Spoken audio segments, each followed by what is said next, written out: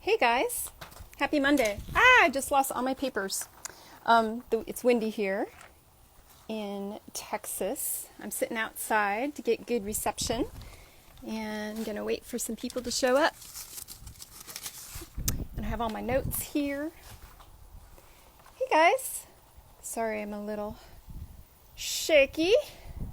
How are you guys this morning? Well, it may not be morning where you are. How are you this Monday? Love to see you guys here. Welcome to another Tech Tip Talk. I am waiting for Christina to join me. How are you guys doing with your designs, with your tech editing? Do you have any questions for us? Love to see you guys, and we really love helping you out here. I'm waiting for Christina. And there she is. Hi guys. Hi everybody. Oh, How are you, Christina? I am okay. How are you? I am hanging in there. It's a little sticky here. It is midsummer and it is hot. We had some really nice weather for a while after we had a lot of heat, and it's like we had the windows open forever, and now it's getting hot again. So, probably should introduce ourselves for those of you who are new here. My name is Sarah Walworth. I am a knitting tech editor, I'm Christina McGrath. I am also a knitting tech editor. and we love to jump on here on Mondays to talk to you live and answer your questions about tech editing, knitting pattern writing, and all the things that come up when technical wise related to designing knitwear. There are a lot So of details. there are a lot of details, and we kind of like to nerd out about the technical aspects of stuff. So today we decided we're going to talk about. We want to talk about the components of a pattern, all the parts of a pattern, all the things that need to be included in a pattern, and what things really need to be included and what things you don't need to include unless you want to, and maybe some of the reasons um, why you would include things that maybe you wouldn't. Reasons why you might consider including things that you don't. So that's what we So were going to talk about. the stuff that we want to include in a pattern is pretty basic in the sense of things that are absolutely required are Right, the things that your knitter needs in order to reproduce your design. right. But there's a lot of things that maybe you're like, well, should I include this or should I not include this? And my colleague here has written a blog post on it, which she said she just updated. Is that right? Well, I did look at it this morning, and it actually doesn't go into as much detail as I thought it did. Mm-hmm. But it does go into more detail about the things that are not always included. Right. But even within the things that you really need to include, like tools that they need, yarn that they need, techniques that are used, and the instructions, there's ways to be more, more. Mm-hmm. Like you can give more information or you can give less. But you Right. do have to have those bare bones in there. And then there are all these other things that aren't really necessary, but that we're starting to find are in most patterns. And that people like to have in there. And all of that ends up just being more information for the knitter that makes them even more successful. Right. A gauge for every different stitch pattern used in the design. Oh, Okay, yes. well, yes, but Yes, but what's the but part? so you do want to give, okay, so for a tech editor and for you designing the pattern, you need to know the gauge for every single stitch that's used in your pattern so you can figure out how to grade it and what the measurements are going to be. You have to know. But to put in your pattern multiple gauges can be really confusing for the knitter because what gauge do they try to get to base their pattern on? And it may not be likely that they're going to get every single exact gauge the same exact way that you got them on the same needle, or it can be confusing with a lot of gauges, and knitters won't know what to get. Also with things like ribbing at the collar or ribbing at the cuffs, There's going to be like a stretch factor, which of course always happens up in the neck, and things like that that will, be a little forgiving when it comes to, cuff and hem gauge or whatever. But it just can be confusing when there's a lot going on, and now I'm rambling. You're not, but no, you've got the right point though. You provide the gauge information to the knitter that they need in order to swatch the main part of the pattern. Yeah. So if the majority of your garment design is in stockinette, then the gauge listed needs to be in stockinette. Or for instance, you can include trim gauges and things like that, but for the most part, a knitter may not use that for swatching purposes to determine their gauge and whether or not their needle size will match yours. So it's best to use to list gauge in the main stitch pattern. You're welcome, according to your style, to list all the gauges, but make sure that number one thing that you include is for the main stitch pattern. And some people like to include blocked and unblocked. This is iffy because your knitter may be substituting a different yarn. So definitely include blocked main stitch gauge primarily. If you choose to include additional gauges as an addendum or a help, then you can do that, but it may be extraneous information for the knitter. It's helpful. It can cause confusion. It can.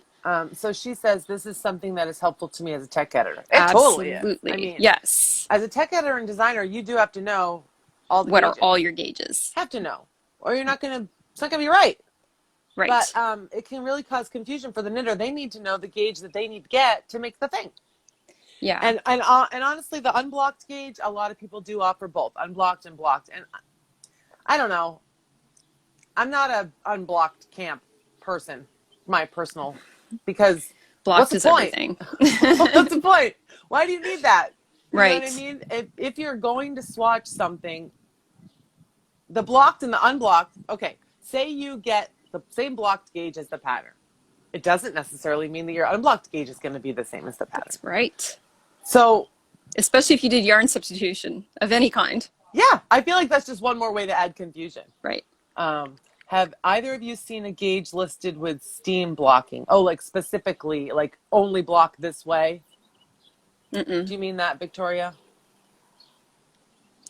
Victoria. There are sometimes patterns will specify how to block the thing. Lots of patterns I do nowadays give specific blocking instructions right. of how they want them to be done. And I suppose, although it's not very clear in the pattern, I don't know if every knitter would make that connection, but if you are suggesting that someone block something a specific way, it might be worth noting that these measurements were achieved with this type of blocking, or to take your gauge by blocking your swatch in this way. That makes sense. Designers can give additional info to their editor that isn't in the pattern. Yeah, you don't have absolutely. to put everything in there. Yeah, I mean, the same way that you wouldn't give them your notes or like your scratch charts or whatever, right? Yeah, a lot of times you can offer information to your tech editor to help them speed their edit or even to clarify things that you may not give to your knitters, just because it might add confusion or add a layer of things that aren't important to their knitting the design. So blocked gauge, I've never seen it where it dictates what kind of blocking to do. And blocking is a broad definition. It is. Well, and I think that's another thing where you can say in the pattern how like in your finishing instructions, how you think it should be blocked, and you say, soak in warm, whatever. Right. But not everybody's going to do that. Right. Just like not everybody's going to get gauge. Right? Yeah, that's right. It really is up to the knitter. You give the information that you think will give the best results to get the thing that you made, and then it's up to them if they're going to. It's going to be up to the knitter to decide how they want to care for the finished piece and how they want to block the swatch in order to mimic how they're caring for the finished piece. I've had students who only dry clean their sweaters. I don't know how they afford it, but they only dry clean their sweaters. So their blocked gauge may be quite different, or their blocking is going to be different than something like I would, where I put mine in soap and water.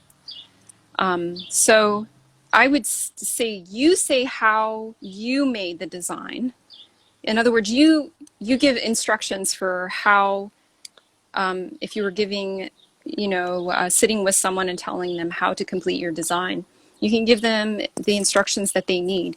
But really, it is in the knitter's camp as to how they block. And you don't have to dictate that if you don't feel like that's necessary. So, Christina, Mm. what kind of things are you think are essential to include in pattern instructions? And The then what name of kind the of pattern. There the has to be a name? name of the pattern. You You have mean to you just don't include title it sweater? you have to include all materials that are needed. And this Mm-hmm. is where you can either be really specific or you don't have to be, depending on Right, how much education or how much whatever you want to do, right? right, But you need to list what needles they need. And you don't have to say the length, whatever, circular or double point. You can just say size 5 needles. That's right. all you have to say, really. Or, and whatever. You need to say what type of yarn they need. And if you, again, don't want to specify anything, you at least need to give a weight of the yarn. And I would say at least the content of the yarn, like is it Mm-hmm. cotton, is it wool, is it acrylic, because it's going to make a difference in the finished thing. But if you don't want to go into any more detail than that, you could be like worsted weight wool, size 6 needles, whatever. It is And helpful then, if you tell them how much. yeah. So if It, they oh, need to no, no, no. You have to substitute, tell. Oh, no, no, no. You have to tell how much. I if they just want mean to, if you don't want to list a specific name yarn, or if you don't right, want to list exactly. the exact content or whatever, you do have to say, yeah, 200 yards worsted weight wool, whatever they need, Mm-hmm. and you have to list an amount for every size. Like if you've got Right.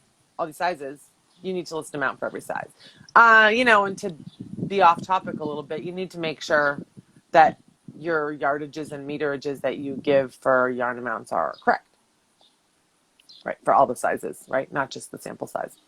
You need Right. to give all the notions they need if they're going to need stitch markers. And again, you Mm-hmm. don't need to say what kind of stitch markers if you don't want to. You don't need to say that they need 12. You just need to say stitch markers. You need to say buttons. I think it's helpful to say how many buttons that you're going to need, And but what you can just say, size? and what, well, yes, you have to say what size buttons. See, you need to be here. You mean it's not just about your list? Buttons! Well, What kind of buttons? here's the thing is how a lot of us are planners, especially as knitters. So Mm, we may want to buy buttons before we knit the thing, or we may want to go to our local yarn shop or place where we buy buttons and get a whole bunch of them to test them out. So we need to know how many up front. So yeah, know how many in a buttons. sense, your notion list is almost like a shopping list. Your needle, a lot of people buy needles.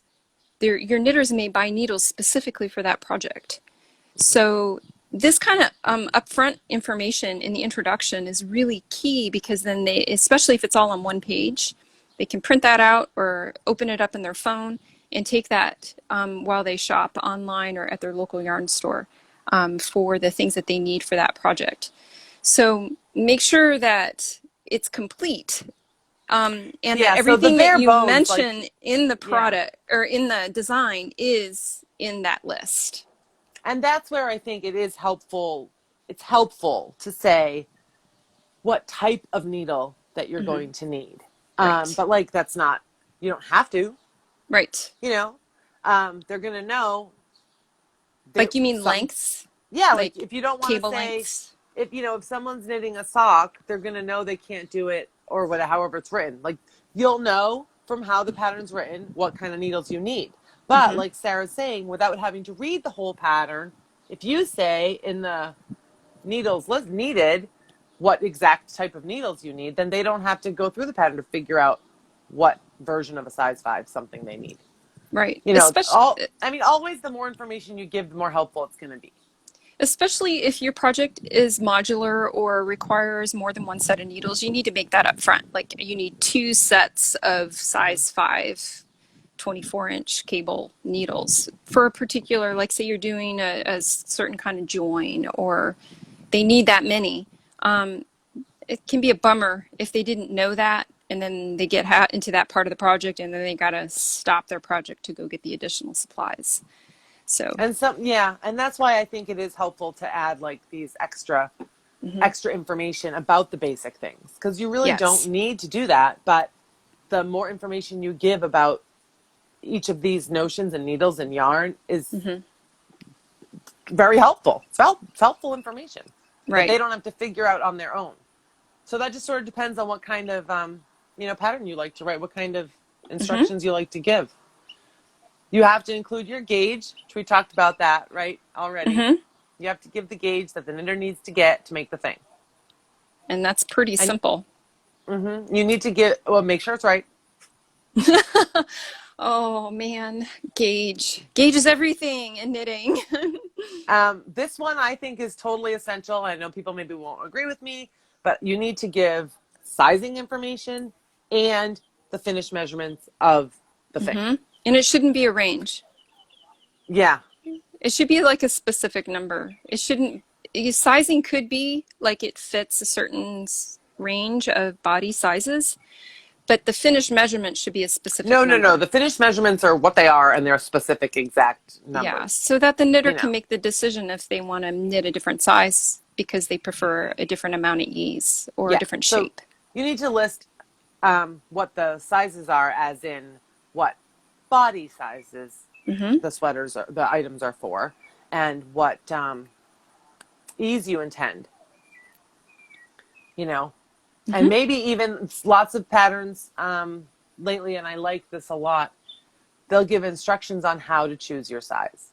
So it Oh used yeah, to I love be, that. it used to be like, or another thing I really like about sizing and fit is if there are photographs, which is another thing that is not necessary.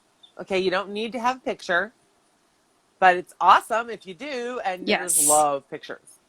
Knitters love Well, pictures. a lot So of you don't have to times have a picture, you but don't have to. That's it'll definitely be really good to optional. have.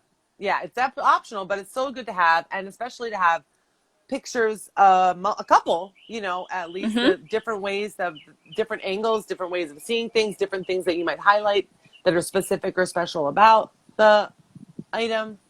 But so some people will say how to choose a size. Some people will say in the photo, the model is wearing X size on Yeah. X size body, on X size head, on X size whatever. I find that Hmm. really helpful, To because give then the knitter to gets give a an bearing. idea of, Hmm. okay, if I do this kind of ease that she suggests, and this is the size of my head, it's going to look like this.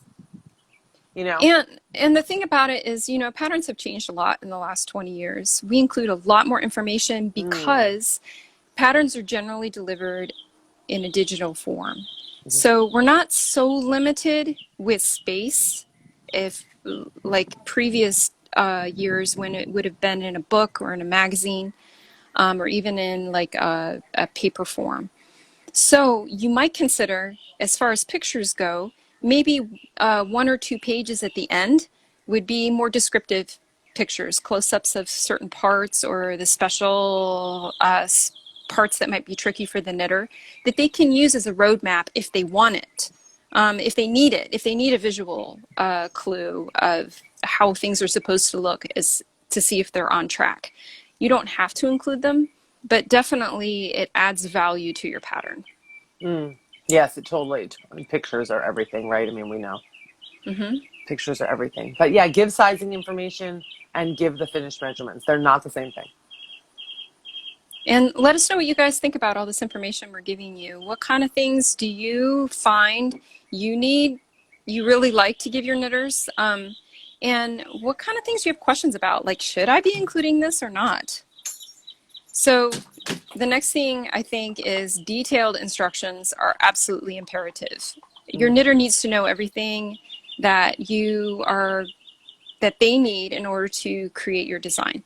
Um, you can give row by row instructions. You could give your instructions in storytelling form. There isn't one way to do it that is better than another, as long as you're consistent in your style. But There is there's, so much room for personality and style yeah, and absolutely. different ways of doing things in the instructions. I would like to say also, I think the instructions should be uninterrupted.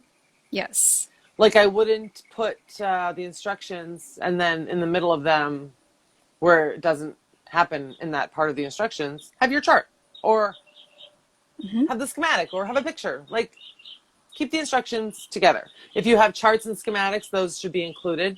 But if the pattern can be worked just from the charts and you Mm-hmm. don't really need the instructions if you're a chart knitter, then make sure the charts have instructions. Yes. So have a page of instructions for the charts, because there might be, you still need to cast on, you still need to have your border Mm-hmm. stitches or whatever. So have a page for instructions for the charts if the thing can be worked just from charts. Yeah. And it's okay to put the charts on a different page and then just Yep. refer to them in the instructions. And did we talk last week about, yeah, we talked last week about written and charted instructions. Yes. Yep. It's really your call as a designer for your design, what you include.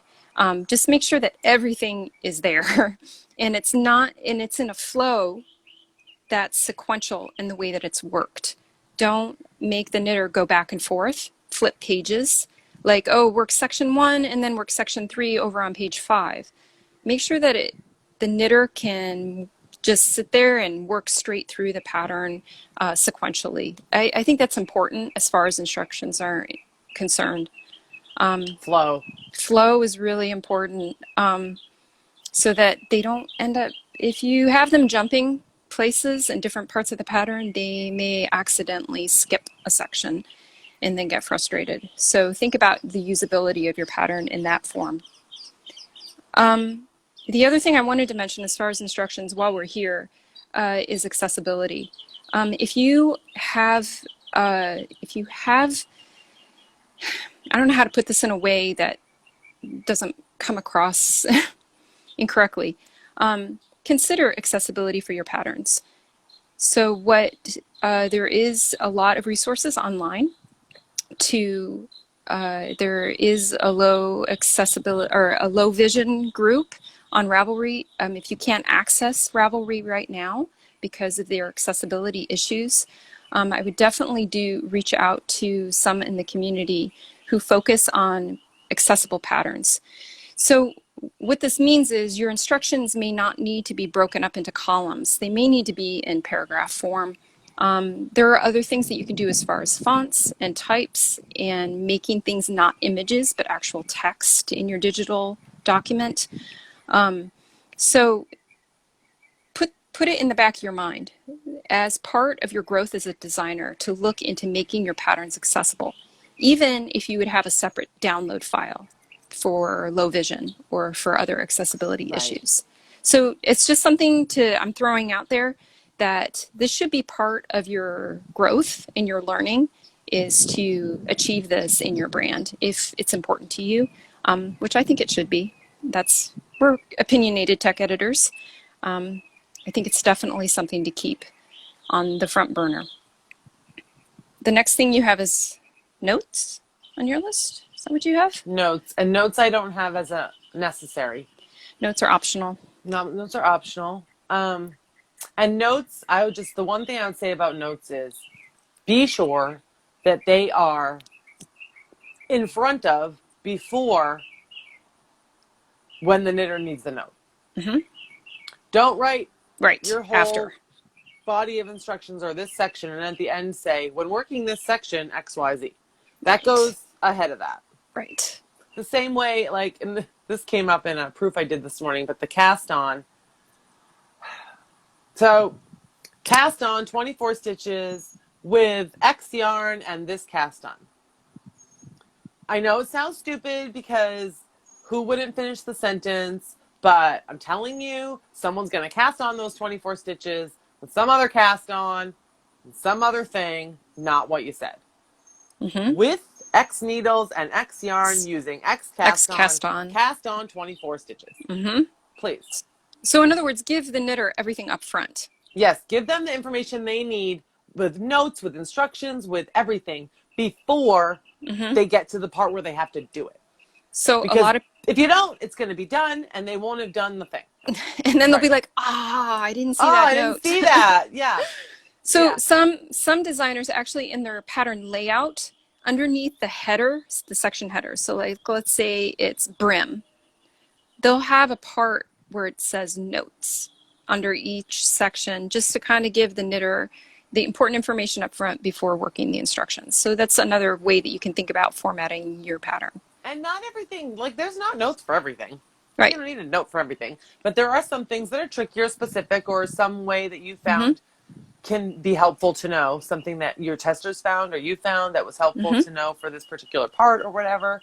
And you can Right. put those notes, like Sarah said, at the beginning of the section it'll be needed, or you can put all the notes in the beginning of the pattern before you even get to the instructions. Right. As long as they're ahead of the work, Yes. you know. So do you think abbreviation should be ahead or behind? I think it doesn't matter. Good. I Me think it too. doesn't matter as long as they're They together can in a find them. place, Mm-hmm. like an index or table of contents, whatever. Look in the front or the back, whatever, as long as they're all together and they're all included. And not everybody includes all the abbreviations. So some people don't include things like knit, purl, stitches, repeat, da da da. Really? Some people, because they're basic or, Yeah, right? but So some people don't really? even put those in. Not a lot of people, but I'm saying, like, and if you think back to, and maybe it's just because I'm basic and old, but You are like not old. patterns did not always have these big old Right. abbreviation lists. That's So I true. think if you're coming off of that thinking, there may be some things you leave out, but almost it's not often, like almost everything now, every single abbreviation used in the pattern is in the I abbreviation personally list. think you need to list all the abbreviations Yeah. because I remember when I was a beginning knitter and I didn't know what K is. No, I think you Maybe do too, and I will do what that. is Like, K1? Oh yeah, I got to remind myself that means knit. and when we tech edit patterns, we do that. So we go Right. through the whole pattern and make sure that every single abbreviation used, even if it's like, a word, like approximately, and you write approx. Well, that Hmm. goes in the abbreviation list. Sure. Even if it's some people, and not everybody does this one, but some people even will put, like if you use parentheses to indicate a repeat, some people will Some put that in people the abbreviation list that parentheses indicate a repeat. Now, not everybody does that, but you sometimes that's in there could too. consider it. It might help the knitters who have no idea what is your Right. particular form of repeat style. So So I create. personally think, and Sarah does too, that every single abbreviation that you use anywhere in the pattern, especially in the instructions, like, so not everybody, for example, will put DPNs in their abbreviation list. Hmm. But then if you talk about DPNs, so this is my kind of rule of thumb on that. So not everybody will put DPNs in the abbreviation list, but if DPNs is used in the Hmm. body of the pattern, then it needs to go in the abbreviation list. Like if you Right. refer to that, if you like I did a pattern last week that was like the instructions were, knit 4, knit 2 together on each of 4 DPNs or Hmm. whatever. Like that was in the instructions. Hmm. Then the DPNs need to be in the abbreviation list. So Creative Me DK says it's so annoying when some are missing. I totally agree with you. And now abbreviations that you have to include are all. I think we talked about this. If it was, I don't know if I think maybe it was last week with chart keys. I forget. But Yeah, there with are chart lots of keys. abbreviations like cable stitches and decreases Hmm. or it was another one we talked about it too. But there's lots of stitches out there and decreases and That all may need kinds of more things instruction. that are abbreviated different ways by different people Right. and that are done different ways by different people. Yes. Not everybody does it all the same. That's Whether there's correct. a right way or wrong way or should or whatever, there's like 100 different ways that people work slip, slip, knit. It's not the same. So if you don't care how they work it, as long as they decrease by 1, then you can just write slip, slip, knit. But if it's going to make a difference in how it looks, and that's important to your design, how they work that stitch, define it. Hmm. Not everybody So, works these complicated things the same way, and not everybody abbreviates them the same way. so thoughts on including abbreviations for terms not specific to knitting, such as meter, centimeter, yards, ounce, etc. Oh, I don't know. So that is totally in the That's pattern, and I think style. that's where I go to if it's not in the instructions, I don't worry about it, because you're right, Joan, that is totally in all those abbreviations are used, in the in the greater information world. section, but they're And not really like yeah, knitting abbreviations, right? And I think those are that's what she's almost saying. standard abbreviations. So I think Like in the world. we learn in late elementary school what centimeters S or cm means. Right. So things that are standardized throughout the world that are used in other applications, I wouldn't necessarily think that's necessary to put into an abbreviations list. Yeah, I don't. But then I think about, but then some people Some people abbreviate do. them all differently, right? Like I've seen Hmm. so many different abbreviations for yards. Or years or months, like if you're doing a 3 to 6 month pattern, like a child size pattern, you may need to indicate what those actually mean. So I've never done, yeah, I've never put those in the abbreviation list, those kinds of, just the knitting terms I have. The What do one you thing, think, Joan? What do you do? Do you do yeah, that? tell us if you include it, if you find it's important or that people ask and Yeah, has anyone want it to ever, be clarified. yeah. I've never So, had that come up with anyone. do you guys abbreviate your abbreviations table? Do you abbreviate? Do you alphabetize? I can't, my words are sleepy. Oh, well, how the list is organized is very subjective. It is your style. Oh my goodness. So do you put So them in people, alpha order or not? me or Yeah, people? no, Are I you mean, asking people? yeah, I'm asking the people who are watching us. Oh, so Joan said it depends on who she's editing for. Mm-hmm. Wow, so you've had people want to do that. It's all about Mm-hmm. accessibility and making patterns user friendly, regardless of personal Yes. knowledge. Assuming someone else has that knowledge too is privilege. That's exactly what we're saying. So, all these things you don't have to do, but Right. the more information that you put in your pattern is that many more people that you're making your pattern accessible to. It's the same reason that we put as many sizes as we can and as Mm-hmm. much information as we can, and the same reason you would include tutorials. Mm-hmm. Sometimes you might even do your own tutorial, or you would have pictures. Lots of people will include pictures or drawings in the pattern of how to do a specific thing if it's complicated. Right. But all these things you do, sizes, resources, lists of things, notions, what kind of needles, instructions, notes. The more information that you give, the more people can access your pattern. And that's the And whole point. I mean, what is a pattern if people can't knit the it? whole point of this is for people to be able to use your pattern with ease, Yeah, with so Anita says that she just lists them in the order they show up in the pattern. And which that, is fine, I think, for oh, a we got shorter a vote list. for alphabetizing. Yeah, lots And of yeah, making your alphabetizing. patterns accessible is like the whole point. Mm-hmm. Oh, we got lots of alphabetizing votes. I've seen it Mm-hmm. tons of different ways. It's always some other way. I never correct it because people do it the way they want to do it. I personally think if you're going to have a short list, it's okay to put them in the order that they show up. But if you've got like 36 abbreviations, it's easier to find them as a knitter if they're alphabetized or if they're Yeah, put when in there's a lot sections. of them. When there's a Yeah. lot of them, I agree. I'm not a designer, but this is helping so much on how to read patterns with caution and not rush in. Oh, Maybe read yeah. carefully whilst knitting gauge swatch. Yes. I We mean, all want to just like a jump in recipe, right? fast. Like when you're cooking, Mm-hmm. it's really good to read the whole recipe because you might get in Yes. it and think you have time or think you have everything you need or think that you got the right pan or whatever. Right. And you're halfway through it and you're like, oh, I can't do it because I don't have it. So if you read the whole pattern first, then you know what you're getting into. But What one more just, thing, any what pattern could just, potentially be someone's first. That is so true and because really, that's if the you way you have should approach it. I agree. If you have the instructions and you know how to knit and purl, you can knit anything. It's just Yes. following directions, Yes. right? The same way you make a recipe. And knitting patterns used to be called receipts or recipes. That's what they used I to do be. that all the time. I'm always What? like, oh, I just printed up this new recipe. My husband like has no idea if I'm going to cook it or knit it. He's like, okay. And also with abbreviations, though, you also don't have to abbreviate. You don't want to. No, you You don't. don't have to abbreviate anything. That's right. You don't have to. I mean, you might want to abbreviate things that take up a lot of words. Like you might not want to write out, back to my example, slip, slip, knit. It's easier to write SSK.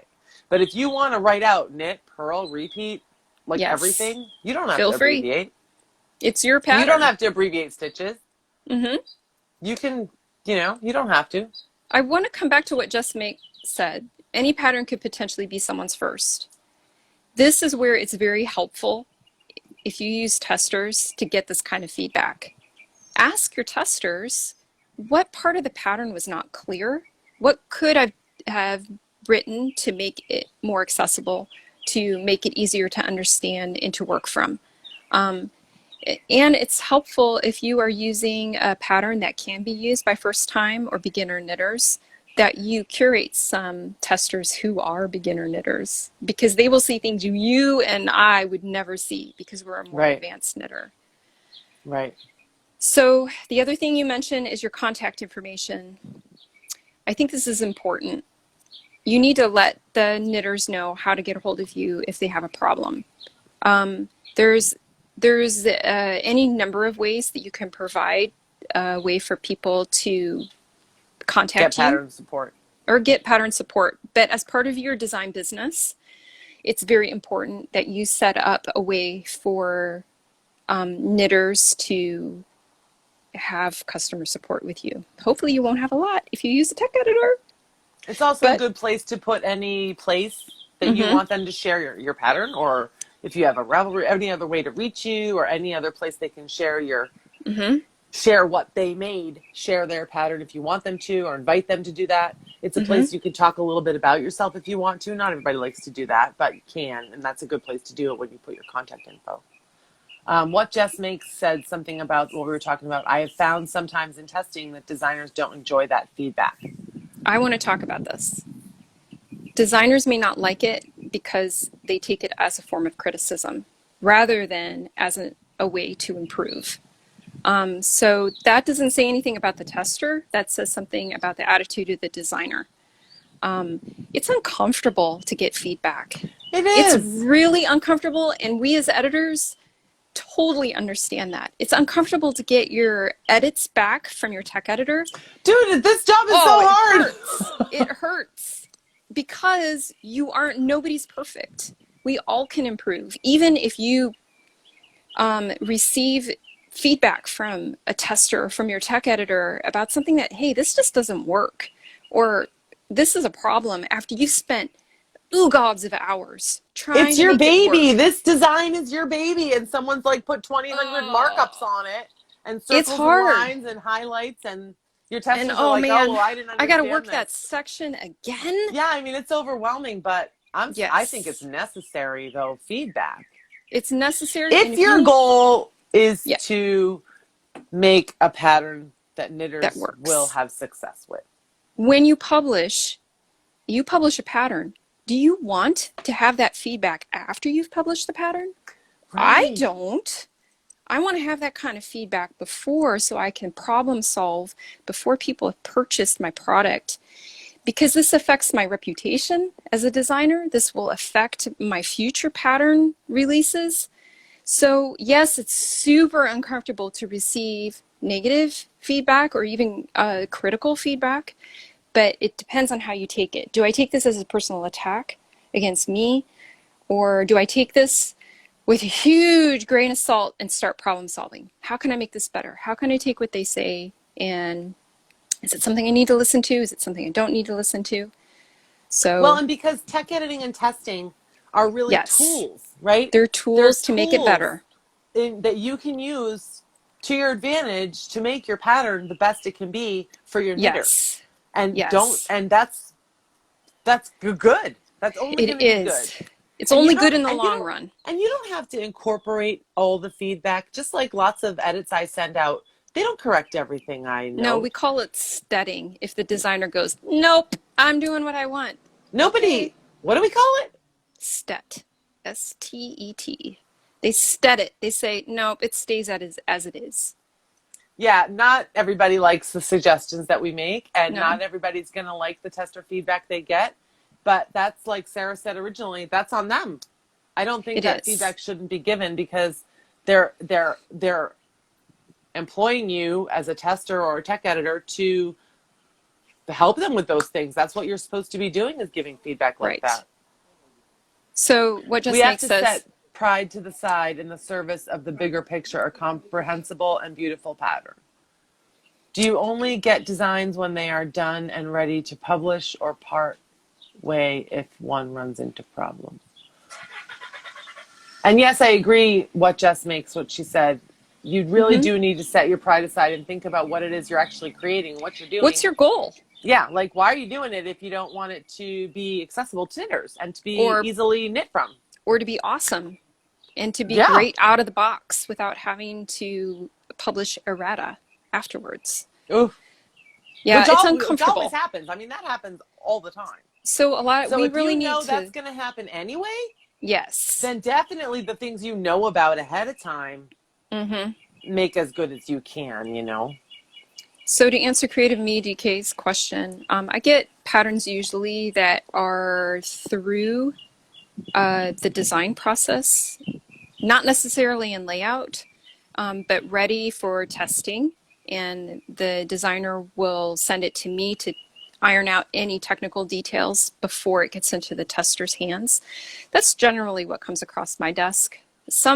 I don't personally, as a tech editor, I don't like to work when things half done, but Yeah. some tech editors love that. So if you are someone who likes to work on one section and send that off and then work on the next section and then send that off, there are tech editors who do work that way and thrive working with designers that way. I have a couple times with a designer done where they didn't have it finished. And so I just did what they had done so far, and there was still like parts Mm-hmm. that weren't finished.